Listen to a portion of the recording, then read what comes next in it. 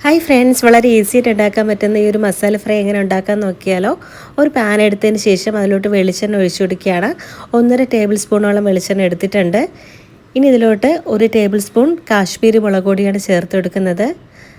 അതിലോട്ട് 1/4 ടീസ്പൂൺ മഞ്ഞൾപ്പൊടി, 1/2 ടീസ്പൂൺ കുരുമുളക് പൊടി ചേർത്ത് അതിൻ്റെ പച്ചമണം മാറുന്നത് വരെ നന്നായിട്ടൊന്ന് വഴറ്റിയെടുക്കുക.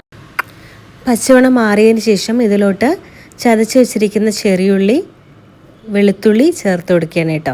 ഇതും കൂടി ചേർത്ത് നന്നായിട്ടൊന്ന് വഴറ്റിയെടുക്കുക. ഇനി ഇതിലോട്ട് ഒഴിക്കേണ്ടത് വാളൻപുളിയുടെ വെള്ളമാണ്. 1 നാരങ്ങ വലുപ്പത്തിലാണ് പുളി എടുത്തിരുന്നത്. അപ്പോൾ അതിൻ്റെ വെള്ളവും കൂടെ ചേർത്ത് ആവശ്യത്തിനുള്ള ഉപ്പും കൂടെ ചേർത്ത് ഒന്ന് തിള വരുന്നത് വരെ വെയിറ്റ് ചെയ്യുക. അതിന് ശേഷമാണ് ഇതിലോട്ട് മീൻ ഇട്ട് കൊടുക്കുന്നത്. ഞാനിവിടെ എടുത്തിരിക്കുന്ന മീൻ കരിമീനാണ്. അപ്പോൾ ഒരു വശം നന്നായിട്ട് വെന്തതിന് ശേഷം മസാലയെല്ലാം പിടിച്ചതിന് ശേഷം മാത്രം മറുവശത്തിലോട്ട് തിരിച്ചിട്ട് കൊടുക്കുക. ഈ ഒരു റെസിപ്പി വളരെ ഈസിയാണ്, അതുപോലെ തന്നെ ടേസ്റ്റിയാണ്.